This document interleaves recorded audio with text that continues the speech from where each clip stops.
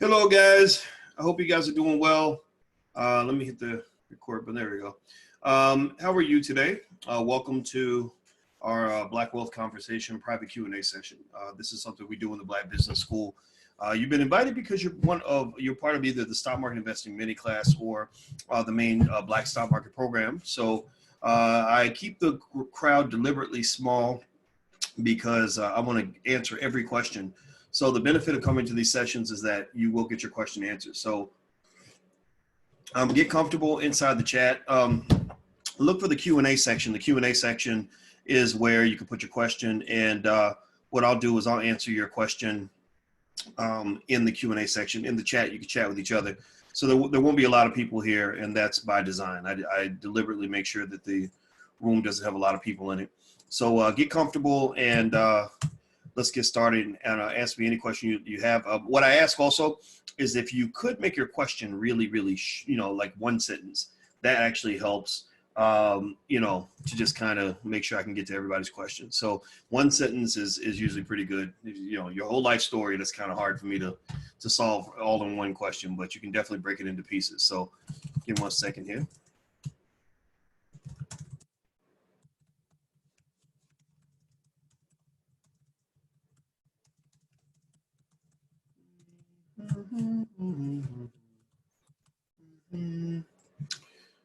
So I also want to remind you guys that if you're enrolled in a program, which I assume most of you are, you can actually email support@theblackbusinessschool.com if you ever have any issues, with your login or with the curricula or anything else. So you use email support@theblackbusinessschool.com. We have a really great support team that's right there ready to answer any of your questions, to help you out, help you find what you're looking for. And we have some really great enrollment specialists in case you're looking for something for your kids, things like that. We actually have a great Black Business School for children, and we have probably, I'm going to guess, maybe 20,000 kids in the program now, something like that. So it's very successful, works really, really well, and your kids will actually get an education that's better than what you get in college.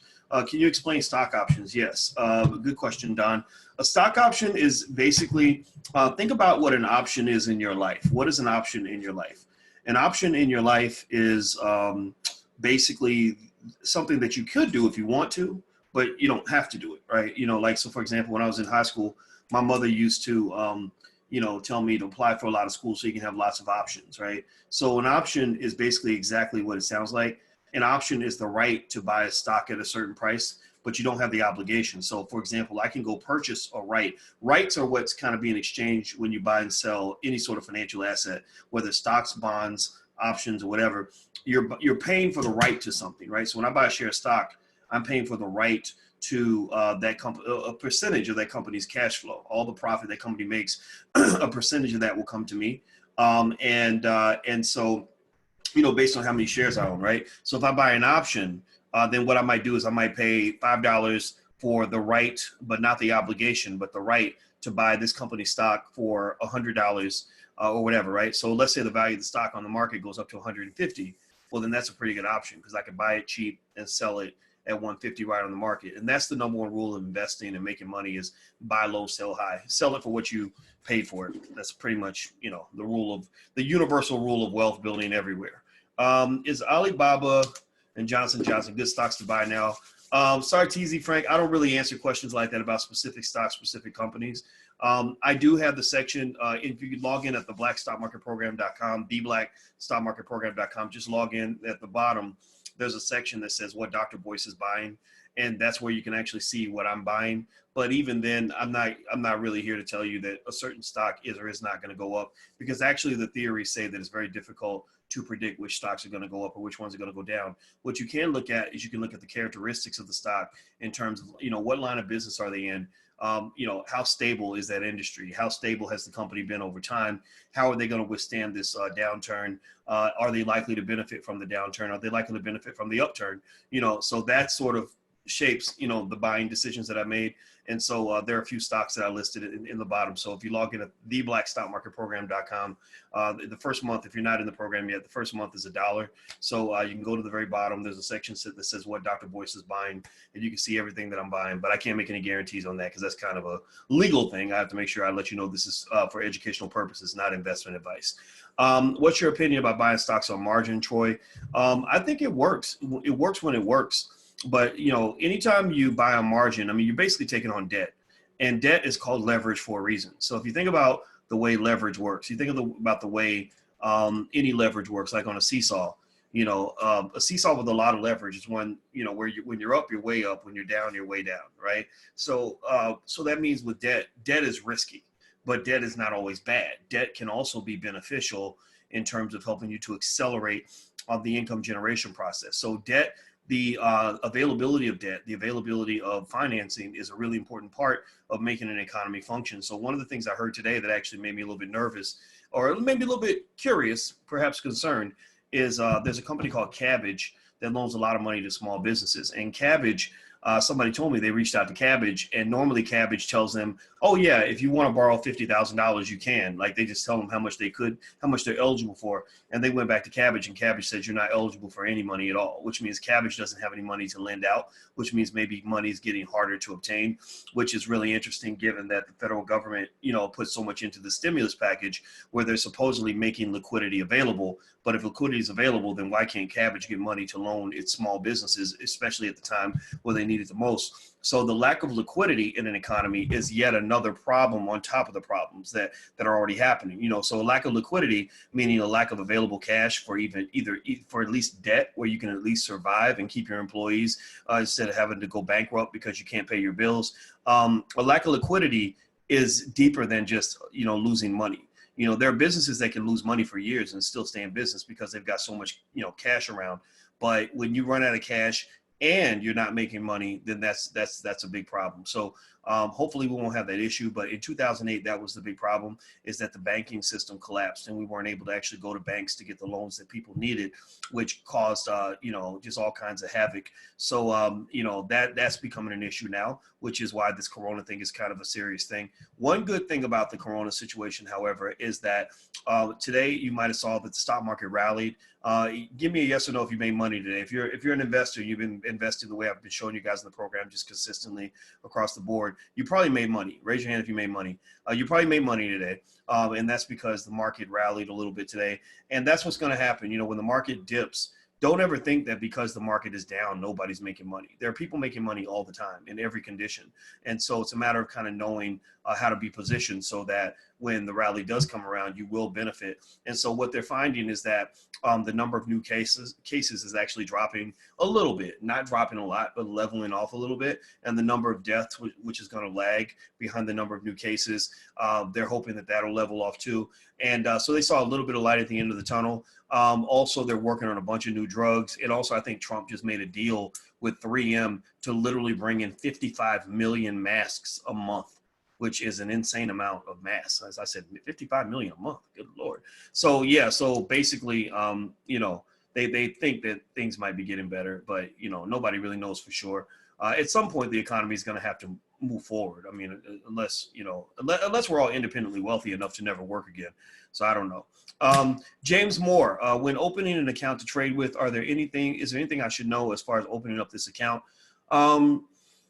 Not much. I think in the beginning, I'm a big fan of keeping it real simple, not overthinking it, not letting all the information scare you. There is a great video that I'll email out to you guys. Actually, it's in your curriculum. If you log in at the blackstockmarketprogram.com, there's a video called How to Buy Your First Share of Stock. And it takes you all through the Ameritrade layout and how Ameritrade works. And a lot of people like that video as a way to get started as well. But really, even simpler is stuff like Robinhood. What's the other one? Cash App. I think Cash App is cool because Cash App allows you to do fractional shares where you can actually, you don't have to even be able to buy a whole share of the stock. Like you can buy Amazon, even though Amazon, last I checked, it was almost $2,000 a share. Maybe it's dropped a little bit since the downturn, but you can actually buy $50 worth of Amazon. So it's pretty cool. Ken, What is the best way to buy stocks? They cover a wide range of industries and companies that one may not necessarily be able to buy individually to expand the portfolio. Mutual funds. Mutual funds are a great way to get instant diversification. Mutual funds are kind of like an economic soup.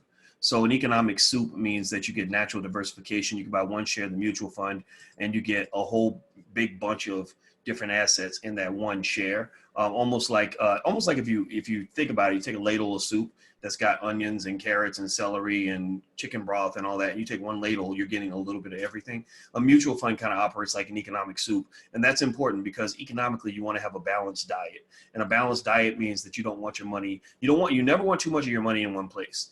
That's one of the most important, most fundamental rules of investing is you spread your money out. Your grandma told you that when she said, don't put all your eggs in one basket. So there you go.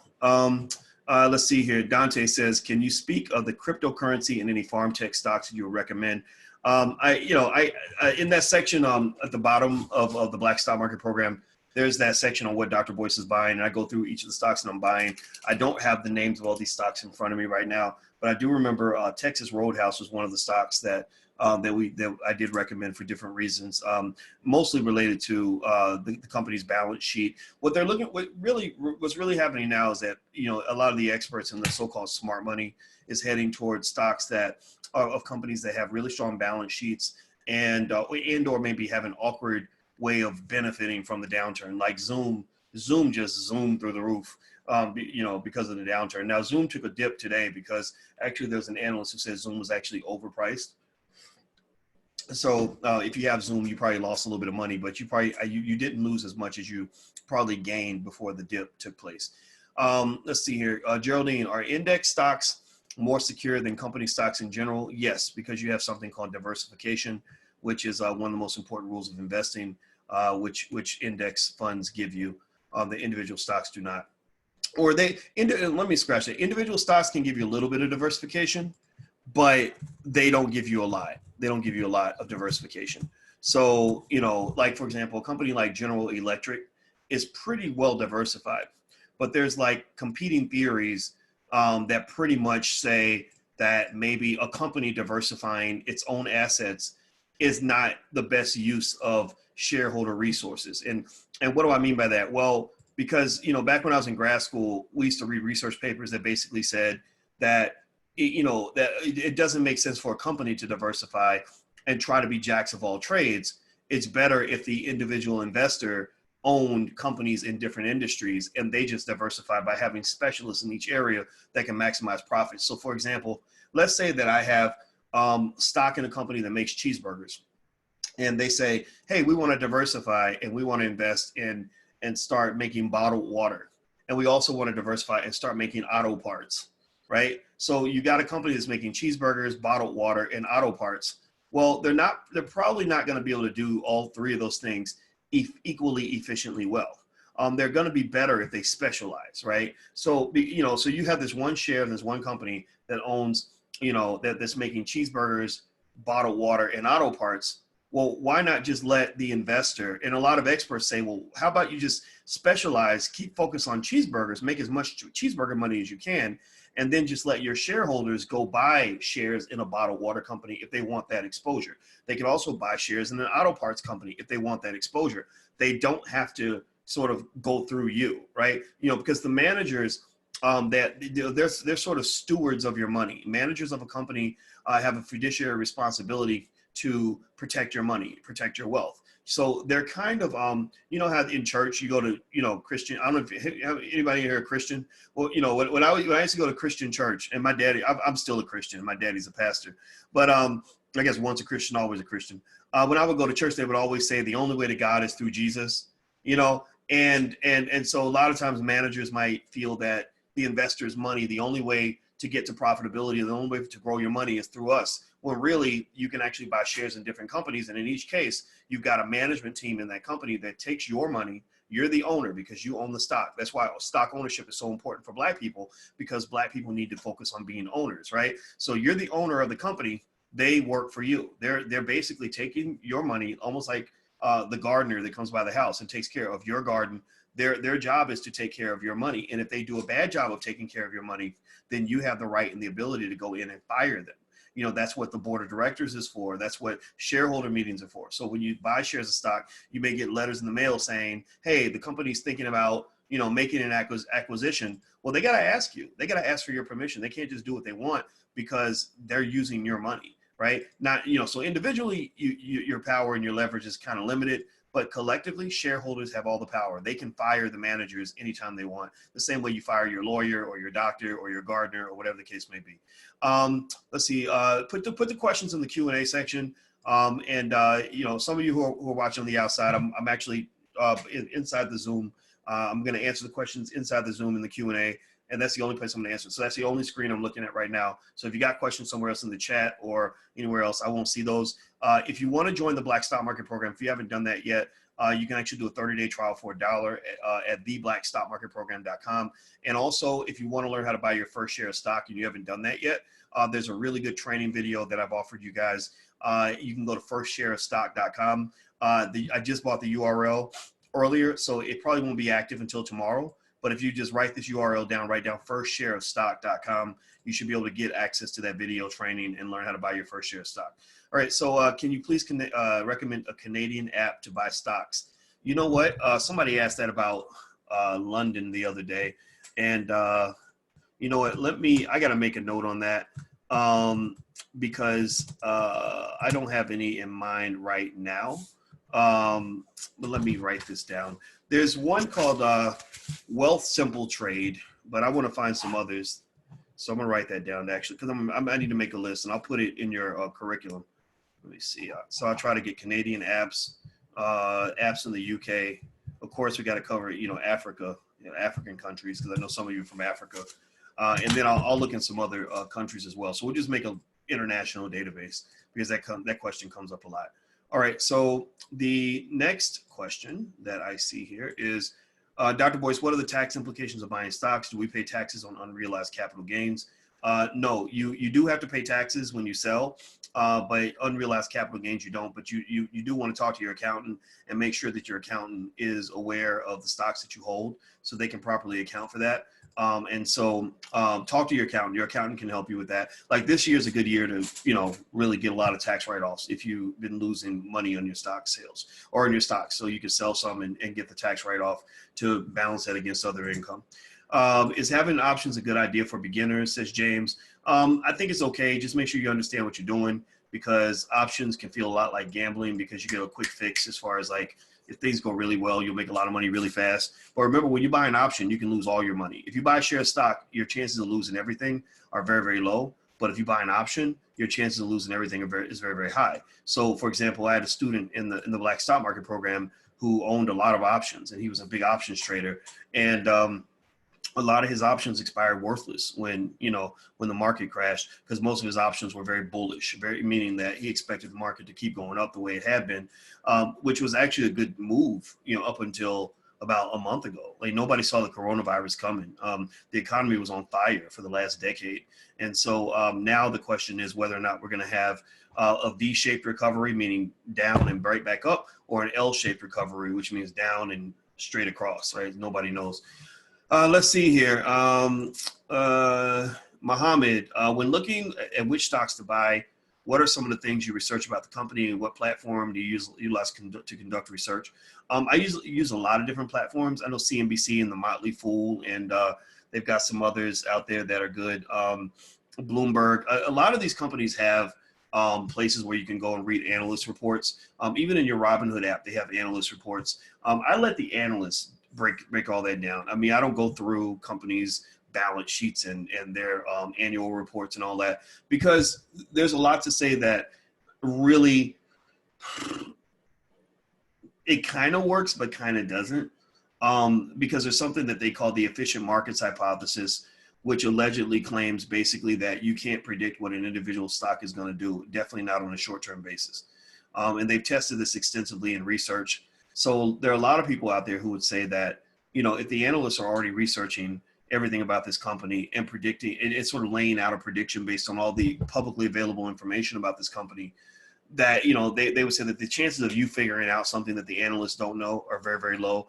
And even if you look at analyst reports, what they find is that Analysts are all over the place. You could have 10 analysts, all of them went to Harvard, all of them looking at the same information.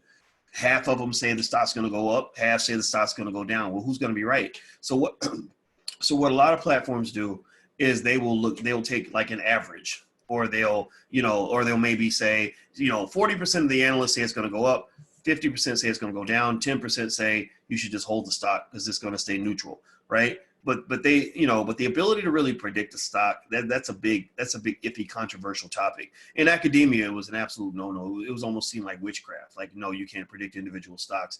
But there's a lot of people now that kind of disagree with that notion a little bit. At the very least, one of the things that I know is really true, which wasn't as readily accepted back when I was in grad school, is the fact that the stock market is run by human beings with real emotions, and that human sentiment, that basically how confident investors feel, how much they demand a certain stock, things like that was going to be a huge driving force in, what happens in the market. That, it's not just about the true, honest fundamentals of the stock. So at the end of the day, the weirdest thing in the world is that I could say to you, that's probably going to confuse the hell out of you, but it's true, is that really nobody really knows what a stock is really worth. Nobody knows.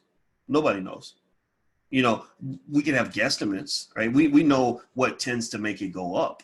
But nobody really knows exactly what a stock is really worth, because nobody can really predict the future most of the time.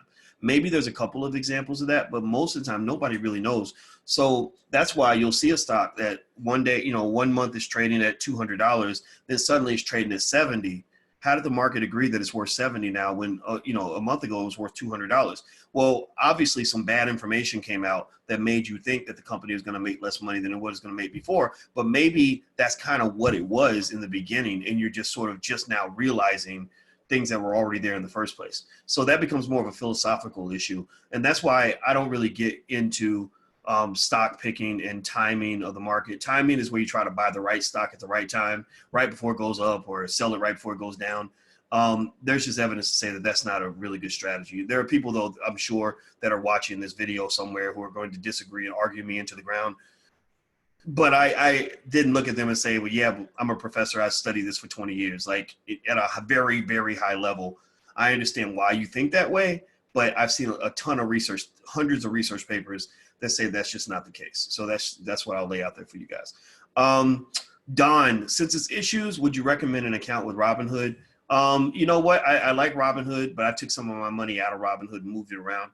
Diversification isn't just across stocks or asset classes. Diversification should also be across apps. I don't put all my money into one account or one app, because one bank, one brokerage, one app can go bad. No, my money's spread out. I want to purchase shares of LVMH. I don't know what LVMH and Carrying SA are. How do I do so? I'm so sorry. I wish I could tell you, but I do not know.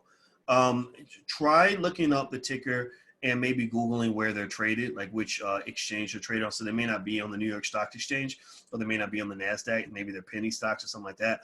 Also, is it safe to purchase these types of stocks, being that it's not regulated by the SEC? No, it's not. In a way, stocks that are not regulated by the SEC are inherently more risky, because there's no requirement in terms of what they're supposed to share with you or how accurate their information is supposed to be.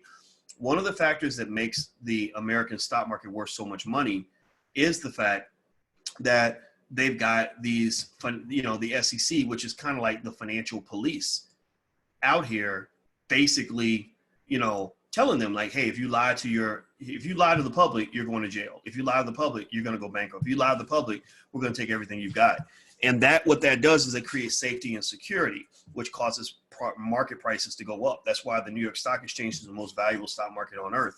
Now, when you lose security, when people become afraid, or people aren't sure, or people don't feel safe, prices go down. Like right now, nobody feels safe. Everybody's worried. Everybody's scared. Nobody knows what's going to happen with with this whole virus thing. There's the unknowns and the unknown unknowns and the unknown unknowns, right? So ultimately, you're dealing with this really weird situation where everybody's afraid, and that's why you're seeing a drop in market prices, and it ties right back into the formulas. There are formulas that tell you what individual stocks are worth, what the whole market's worth, and basically variables in those equations shift when risk goes up and everyone gets nervous.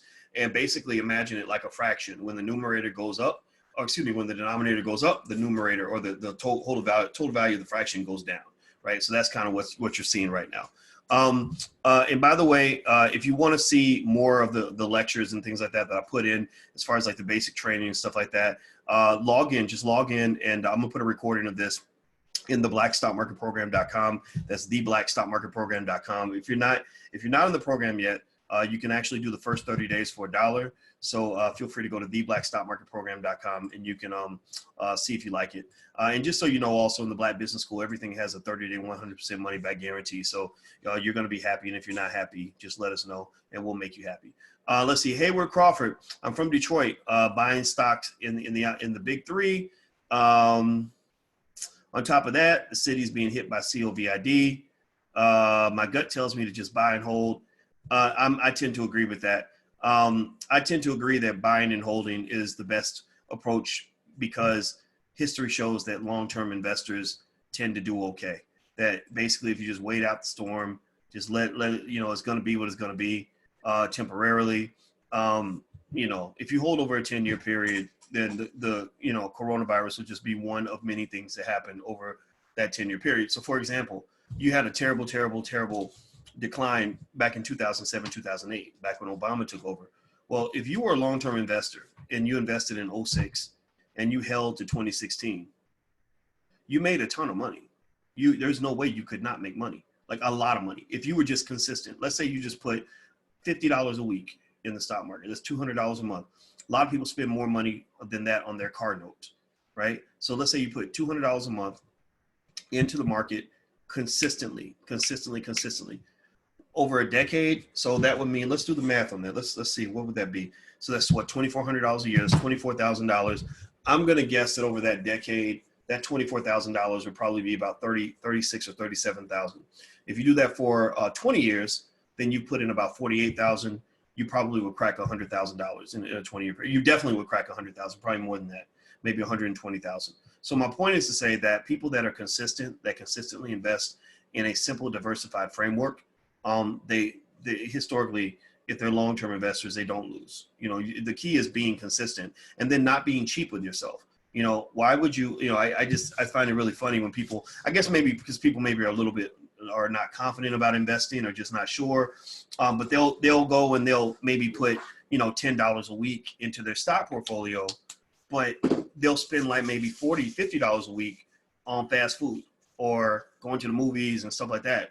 And so I'm not anti-movies, I'm not anti-fast food, but I kind of just say, well, why would you be flashy when it comes to the things that don't add any value, things where you won't have anything to show for it, but you're cheap on your future. If you invest heavily in your future, then you're going to have a great future. That's it. I have a great life. I love my life. It's very, very good. I have a great life because I invested very heavily in my life when I was 21, 22, 25, 28, 30 years old. You understand? So go hard, invest hard, and you will benefit at a very high level. If you don't go hard, then you won't benefit very much. So anyway, let's keep going. Crystal, is it wise to remove my 401k stock to fixed contribution option or keep it in the market during this time? I'm not sure how old you are, Crystal. It kind of depends, but I don't see any reason to sell stock. I'm not selling anything. I'll just tell you that. I'm not selling hard. I mean, maybe a little bit, but I'm not selling much of anything because I don't feel like this is a good time to sell. Troy, have you changed any of your opinions on Stash, Acorn, or any of the apps? Yeah, Robinhood kind of lost my confidence a little bit because they kept having all these issues. So I kind of backed away from Robinhood a little bit. I didn't get rid of my Robinhood account, but I definitely spread my money out because they clearly don't know what they're doing. Or maybe they kind of know what they're doing, but they don't know everything about what they're doing. How about that? Let's see. Next, Kevin, due to the high unemployment numbers, do you think the recovery period will be as long as back in 08 to 010? Nobody knows. The big question mark right now is, how much long-term structural damage has been done to the economy? That's the million-dollar question everybody's trying to answer. They're trying to figure out how much structural damage has been done that's going to sort of linger around after this is over. To use virus terms, the economy could have a cold, and colds are fine because you recover from colds very quickly. You can even recover from, the flu pretty quickly. Pneumonia, It's going to be a little iffy. You don't like pneumonia, but most people recover from pneumonia. But what if you have, coronavirus and it's really bad and you're sick for, a month and then you climb out of it. But for a whole month, your lungs have been restricted and you can't breathe and, and all this internal damage is done. Well, you may not be the same. So right now, the problem is that, we had this economy that was going 100 miles an hour. I mean, it was just a beautiful economy and just humming along like a well-tuned engine. And then suddenly they pulled the economy to a complete stop. I mean, and they just cranked the brakes, like, grind the brakes. And then you just sit there on the side of the road, and so now you're dealing with millions and millions of people, job loss unlike anything we've ever seen in American history, including the Great Depression. You're dealing with, companies that are going to die and never come back. You're dealing with a banking system that can't sustain a dead economy forever. What's that going to look like when we come back to work? You're dealing with a working population that where your employees have been chilling at home for a month. Maybe some of them don't want to come back to work. Maybe some of them want to stay with their kids now, or doing something else. Maybe some of them are moving their business online now. And maybe, companies, you really think companies are going to travel for business meetings as much as they did before this happened? No, some of them are going to say, we were forced to try Zoom and we really like it. My fiance, for years, she used to make fun of me. She used to pretend like I didn't live in the real world because I did everything online. And she would she'd be like, well, Boyce, I have to go out into the real world. I'd be like, yeah, you going out in the real world with your uppity self. But we do the same thing. We're both professors. But guess what? When her campus shuts down and she also sees patients, and when that office shut down, she was suddenly in my world. She was suddenly doing everything online, everything virtual. She meets her patients on Zoom. She meets her students on Zoom. She meets other faculty on Zoom. And so I'm kind of laughing, saying, hi, welcome to my world. My world is the real world now. And I'm showing her, I'm like, hey, these are the things I was telling you about all these years, but you just never listened. Now she's listening. And you know what? She came down to me and I was completely vindicated. She said, Boyce, I think I kind of like being at home. I like working on Zoom and not having to go to work every day. And I was like, yeah, it's great. I've been telling you that for years. So basically sometimes an interruption of our existing pattern is what is required to change our habits.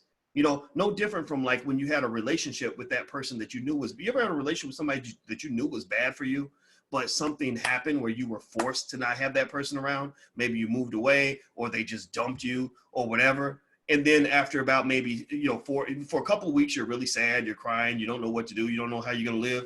But then a month in, you're kind of like, I'm kind of used to you not being around anymore. And I think a lot of people are going to feel that way about their boss and about their old way of doing things. So out of the coronavirus, you're going to have a very different economy than what you had before this thing started. And nobody knows what that economy is going to look like. Nobody knows what American productivity is going to look like. And all that's going to affect what kind of recovery we have, or if we'll have a recovery at all. Also, when you have the Trump administration leading the recovery, they're just not good leaders. They're not getting the money out the way that they should. They're not creating public confidence the way that they should. They can't even get ventilators and masks the way that they should. So, part of what's going to even make this economy work is whether or not consumers even feel safe enough to go out and go to the malls anymore and go shopping and go to movie theaters and spend money.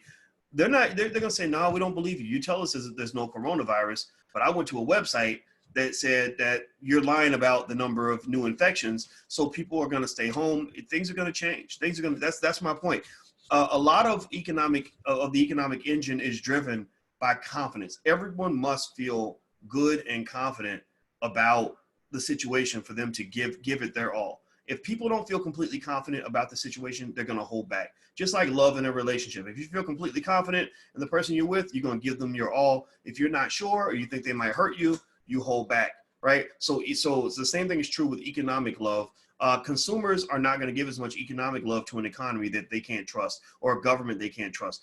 Banks are not going to give as much economic love in terms of lending money to an economy they can't trust. Corporations are not going to give as much economic love in terms of going out on hiring sprees and making massive investments in an economy that they can't trust. Like I run a business, and we had conversations about, well, gosh, we've got some money to invest in this thing, but maybe we should hold back because we don't know what the economy is going to give us. So creating that confidence is going to be really important. So I think that moving forward, I'm going to look to see a couple of things. One, is the government going to get everything that they need in place? Plenty of masks, plenty of ventilators, plenty of protocols to make people feel safe. If they make people feel safe, then that's fine. Feeling safe in an economy is more important than actually being safe. It sounds crazy, but feeling safe is more important than being safe. Like, for example, I bet most of you probably don't have an immediate relative in your immediate family that has died, from the virus. Not that the virus isn't real. We know it's real. It's very real. But most of you probably know somebody who knows somebody, or maybe you know somebody who caught it, or maybe you know somebody who has a relative who died from it. One of my friends, her 92-year-old grandma just died from it. Rest her soul, right? So but anybody in my immediate family, nobody's got it, nobody's died from it, right? But just knowing that it's out there is what's affecting you. That's the virus that has pretty much killed the entire economy, that virus of fear. So they're going to have to really find a vaccine or a cure for the virus of fear, no matter what they do with the coronavirus. Feeling safe is more important than being safe when it comes to what people do and whether or not they push the economy forward. So there you go. That's my prediction. All right. So let's see. Dr. Boyce, I'm using the Stash app for the first time. I selected aggressive, and it chose a portfolio for me to invest in. Should I go with what they recommend? I think so. I think Stash is good. Stash is smart. Stash pretty much knows how to ask the most important questions, and they actually will tell you like what you're invested in case you want to ask something else. But for the most part, they just have, I like actually it's Rob, actually scratch that, it's Acorns that actually does aggressive, moderate, and conservative. Stash actually has portfolios in different categories, but I think they also do have portfolios, not just by industry, but also by investing style. So yeah, I mean, I think if you want to be aggressive, that's fine. I honestly, set it and forget it is a great way to invest. Really. I mean, there are so many people, you have no idea how many people have become millionaires just by picking a portfolio, setting an automatic deposit to that portfolio, and walking away for 20 years and then coming back and they've got hundreds of thousands of dollars in the account. Like it really, that really is literally how money grows. Let's see, Arthenia, can you invest in mutual funds on Robinhood or Ameritrade? On Ameritrade, yes. Robinhood, I don't think so. Please speak on stock futures, says Sharon. A future is a little bit like an option, except whereas I mentioned to you guys that an option gives you the right to do something, but it doesn't require you to do it. A future requires you to do it. So if I do a future transaction with you, then basically what I'm doing is I'm basically making the transaction with you, but I'm making it in the future. Money is awesome in the sense that it's like this great time machine where you can actually make these deals in the future. Instead of waiting for the future to actually get here, you can go ahead and make these deals that translate money from the future into money in the present. So for example, if I'm a farmer and I'm going to be, harvesting my cotton in the fall or something, and I'm worried about securing my investment, right? I want to make sure that the price of cotton doesn't plummet between now and then I can do a futures transaction with you where I basically say, look, I got 1,000 bales of cotton for $5 a bale. I want to sell my cotton to you right now at $5 a bale. I don't care if it goes up or goes down. I just want to sell for $5 because and basically what I'm doing is I'm transferring my risk onto you, because then at that point, what happens is you've got the risk, right? So if the price, shoots up and you've got all this cotton that you're going to buy for $5 a bale, then you're lucky. But if the price shoots down, then you lose, right? So a futures contract is basically a deal that's made in the future, or a transaction made now that applies in the future, if that makes any sense. Let's see, Genevieve, what industry would be good to invest in now that will strive after the COVID crisis? I can't imagine healthcare not doing well. I mean, I think healthcare is going to do well. Staples tend to do pretty well. Like Kroger, their stock did well. Dollar Tree, Dollar General, stuff like that. Just basics. I think people go back to basics during recessions, and then there's some stuff that people just buy no matter what, cigarettes and makeup and stuff like that. So those are some industries that I've heard people talk about. Let's see here. T, would you consider exchanging U.S. currency for higher valued currency in case the U.S. dollar significantly loses its value due to the COVID-19 pandemic? No, I haven't thought about it that deep. I mean, I have some assets that give me exposure in other countries. I'm not going to say that foreign currency trading is not, a valid way to deal with this. But I'm not really one of those guys that's going to sit here and tell you that the collapse of the dollar is imminent and the whole global economic system is going to crash and burn in the next year or whatever. People do that all the time, and I'm not big on those doom and gloom scenarios. People have been doing that for 80 years, and it still hasn't happened yet. Doesn't mean it won't happen. Doesn't mean it can't happen. Doesn't mean that there aren't problematic issues in our economy. But I wouldn't live my life as if you're expecting the end of the world to happen next week.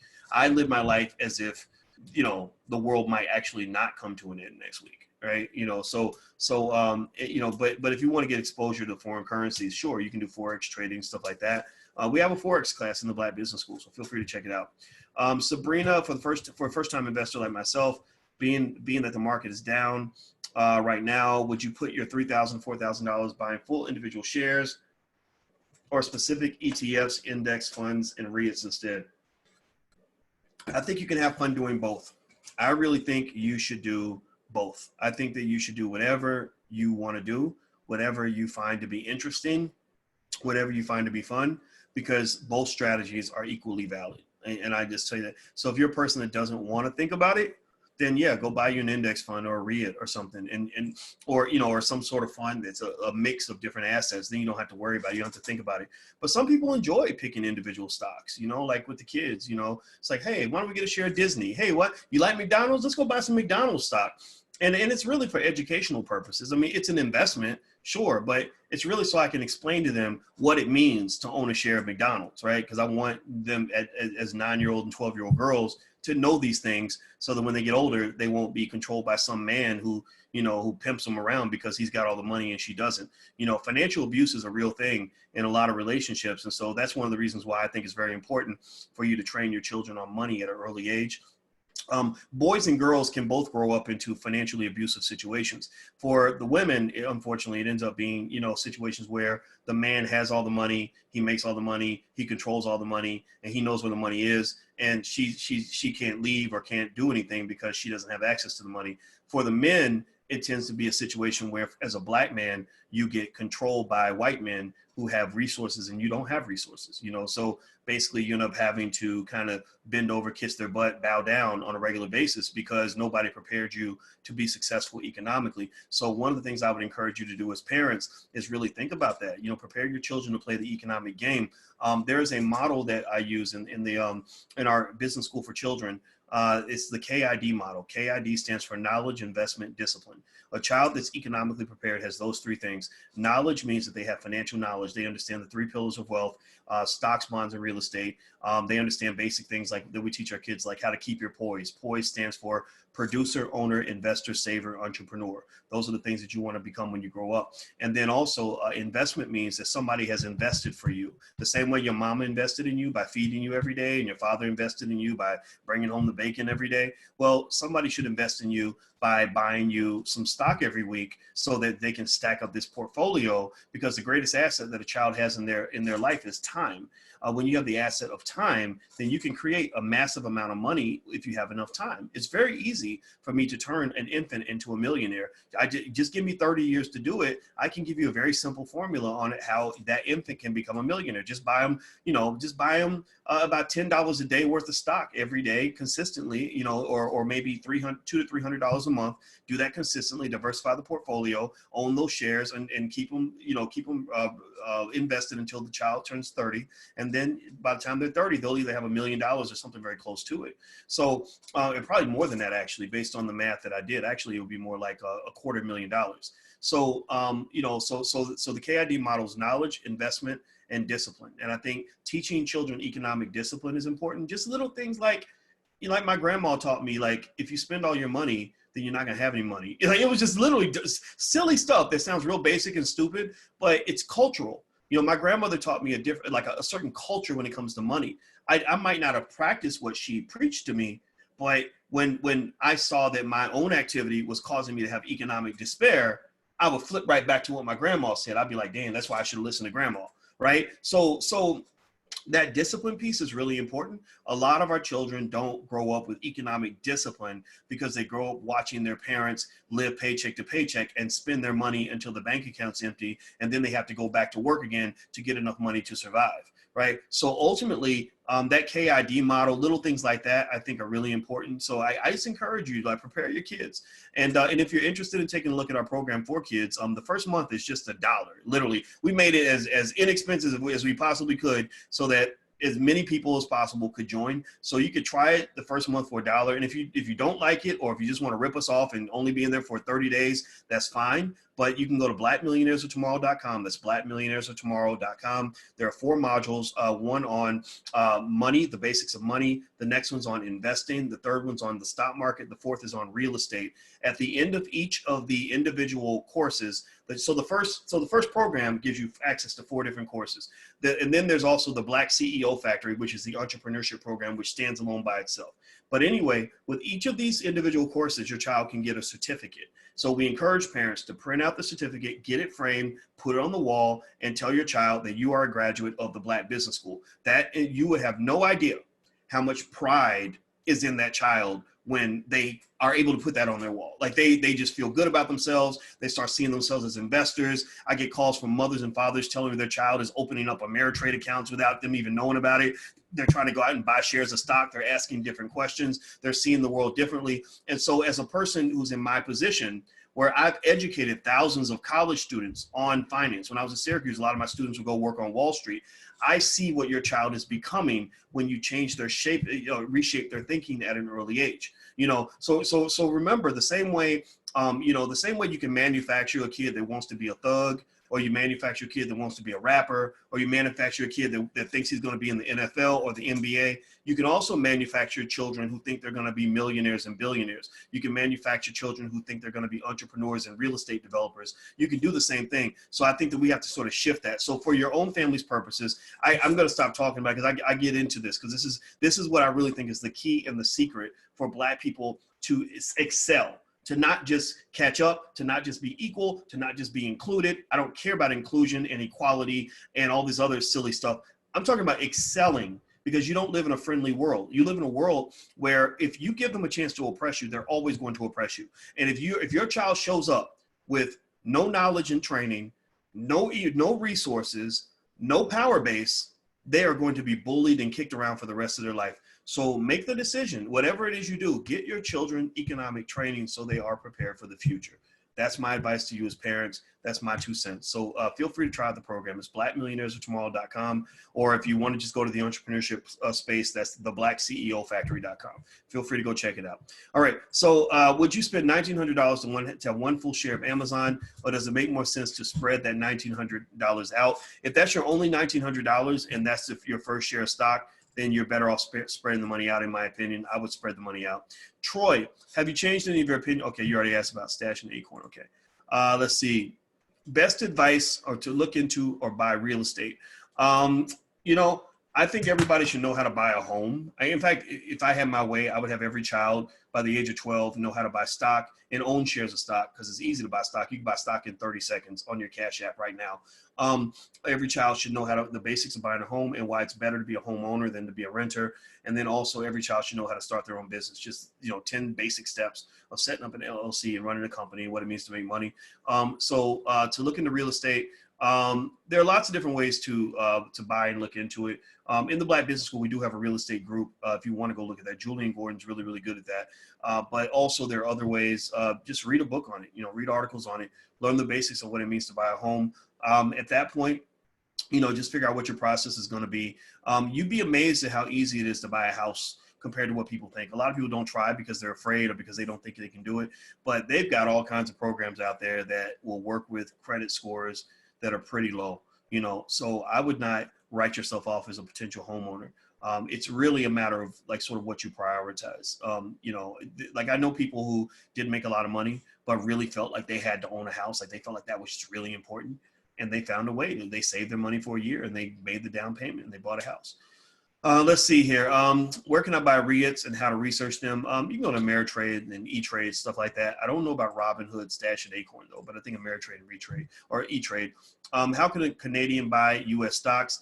Well, they've got these, if you go to a major brokerage in your country, chances are if you just go to that brokerage or go to that bank that you're with and you just say, I want to buy stocks in the US, they can connect you. That's pretty much the way most of my international students are able to buy stocks in the US. So it's pretty straightforward. Just go in and tell them what you want to do and they should be able to help you with that.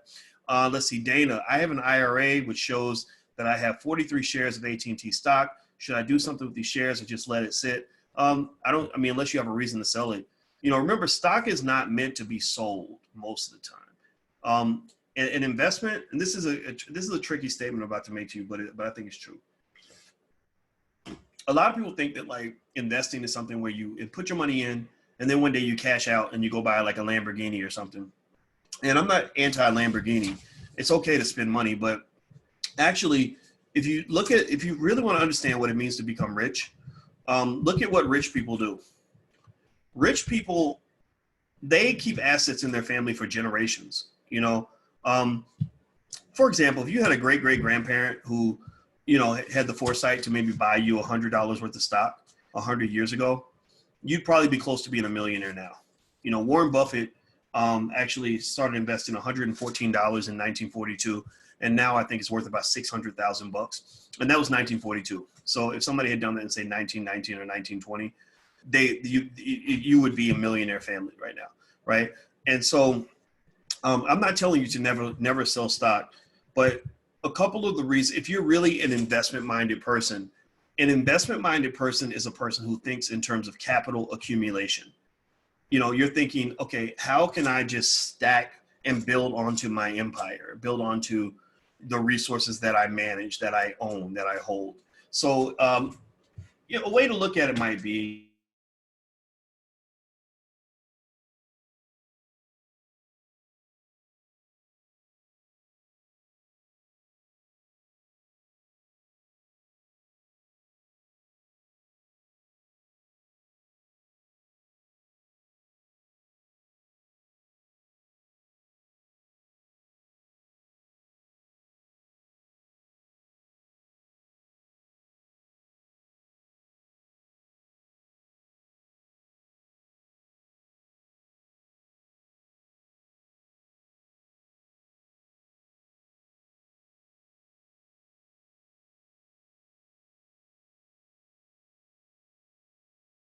specific reasons. Oh, looks like I lost you guys for a second. Am I back?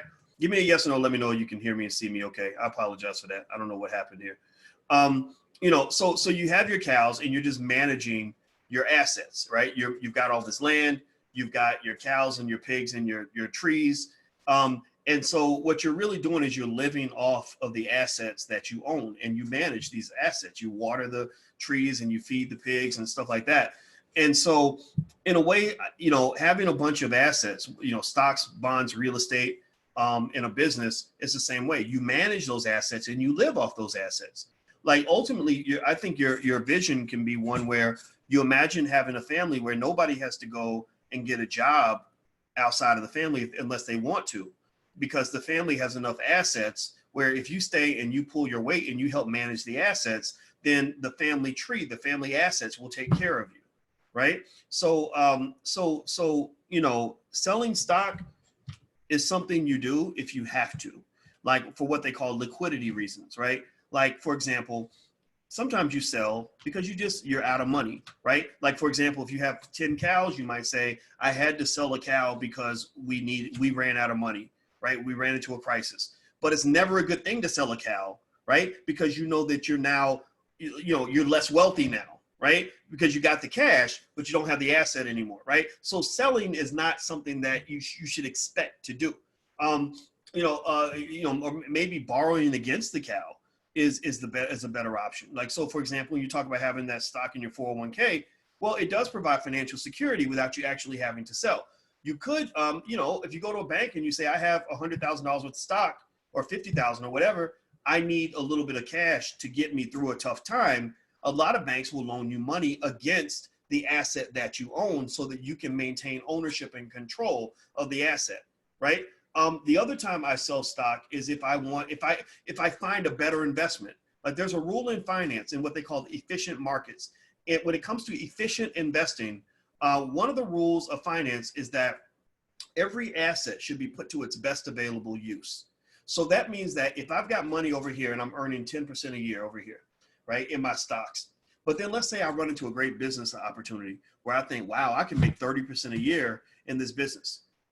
In that case, I might finance the business opportunity by selling some stock, with no differently from a farmer who says, I'm using this land to grow tomatoes, but I can make twice as much money if I grow cannabis, right? So they might say, you know what? We're going to go ahead and get rid of all of our tomato equipment and replace that with equipment that will grow cannabis because the profitability is higher. Or I might sell this patch of land because raising pigs is so much more profitable, right? So a lot of times when you're thinking like a wealthy person, and becoming wealthy starts with thinking wealthy. Even if you don't have a lot of wealth, you manage as if you got $1 billion you're managing. So as you're learning in the Black Business School, one of the things I'm going to really impose upon you is the idea of just thinking like a wealthy person. And a wealthy person doesn't say, I just want to go sell the farm so that I can go and buy a new car and, you know, some sneakers and a trip to Tahiti, right?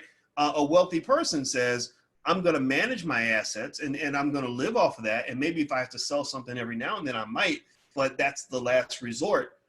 Instead, I want to grow what I have and keep adding to what I have, right? So it sounds a little bit weird, I know, but I encourage you to consider the idea of buying your stock and holding it, passing it on, or maybe you use a little bit, or maybe you live on the dividends, or maybe you sell a little bit so you can invest in something else, or maybe sometimes if you run into a hard time, you have assets you can sell in case you need cash, right? So that's what having, that's what it means to have financial security. Financial security basically means you've got a bunch of assets available to help you get through a tough time. Like you run into another coronavirus type situation, you're like, okay, it's a little bit scary, but we've got $100,000 in stock. We can sell the stock if we have to. Or we got this apartment building or this, whatever we own, this rental property we own, we can always go and sell the rental property if we really run into a tough time. Let's see here. What is your opinion on buying stocks on margin? I mentioned that we talked about that earlier. I'm answering about 5 more questions and then we'll bounce on out. And once again, like I said, the recording for this will be in the blackstockmarketprogram.com. And also all the training on investing, if you want to check that out, is in theblackstockmarketprogram.com. You can log in. And at the bottom, if you want to know what specific stocks I'm picking, just go to the bottom and all that's there. It's called What Dr. Boyce is Buying. So you can check that out. James says, when opening an account to trade with, is there anything I should know as far as opening this account? I think we mentioned that too. What's the best way to buy stocks that cover a wide range of industries and companies? I would go with mutual funds or ETFs. Dr. Watkins, can you speak to cryptocurrency and any farm tech stocks you would recommend? You asked me that question earlier, Dante. I mentioned I'm not really in the business of recommending specific stocks like that. I do it sometimes, but even then you should take it with a big grain of salt. Let's see here. Are index stocks more secure than company stocks in general? Yes, Geraldine, they absolutely are. Dr. Boyce, am I reading the same questions that I already, let's see here. How much for an hour of your time? Well, my hour consulting fee honestly is $1,000. So I think it's better to do small group questions unless you have specific questions about your business or something like that. I think they might drop the price a little. Just email support@theblackbusinessschool.com and tell them I said to give you a discount if that's something you want to do. But I keep the price high because my time's kind of limited and one-on-ones are harder for me to do. So I don't do very many of those just because I have to spend time with my family and stuff like that. Let's see. How many stocks can I invest in if I have 15K? You can buy a lot of stock with 15K. How many shares to make $1 million, says Gene? It depends on what shares you own. How many platforms? I don't know. Gene, you just asking a million questions, aren't you? What's a good cannabis stock to buy? I can't tell you exactly which ones are the best ones necessarily, but I do own a few. I can't remember what they are though right now. If you want to know what my portfolio looks like in terms of me talking to you guys about diversification, I probably own about 150 different stocks at least. But you don't have to own that many to be properly diversified. But the key idea is just to make sure that you spread your money out. That's what's really important. You really have to do that. So that's my 2 cents. Now once again, as far as like the one-on-one consulting stuff like that, the price. Well, I mean, the consulting fee is actually low for people, with the background that I have. But honestly, I set it at $1,000 an hour because I really don't like to do one-on-ones. And really, if somebody pays that, like $1,000 an hour is considered cheap if you're making, a $100,000 decision, right? But if you just want to talk about investing or something like that, it's probably better and less expensive for you to come into the private Q&As where, we have a small group setting. I can answer a lot of your questions. But that's kind of what it is. I know that there's a program that they have in the Black Business School they set up for people that do monthly one-on-ones with me. And I think it drops to about $500 an hour. So you can go to theblackbusinessschool.com and talk to one of the specialists and ask them about that if that's something you really want to do. But I encourage you to do that when you're really ready, like when you really have, because seriously, I mean, and I used to be one of those people that used to think, gosh, why would somebody charge $3,000 an hour for consulting or $2,000 an hour or whatever? And what I found was that when I started making really big decisions that involve large amounts of money, $2,000 an hour is nothing if it's going to save me $50,000, right? So really, I encourage you to think about this in all your investing. One of the things that will adjust and change over time as an investor is you're going to focus less on the amount of money something costs you than you will on what the benefits can be.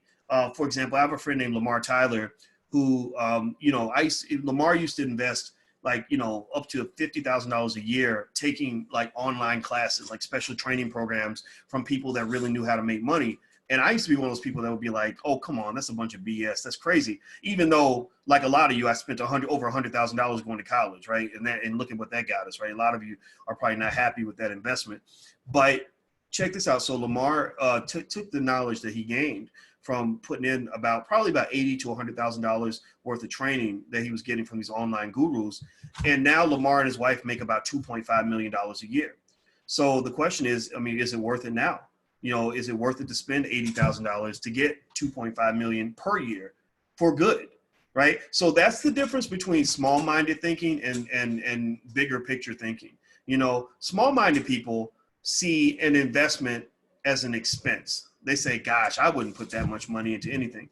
People that have a bigger vision actually see the investment as a great opportunity for them to do something bigger on a bigger level. So while maybe in the beginning, I would never have done that. Like I'd never spend, $3,000, $4,000, $5,000 to talk to one person, but now I've done it several times. I have consultants that I pay that come in and help me with stuff, and they're usually between $500 to $1,000 an hour.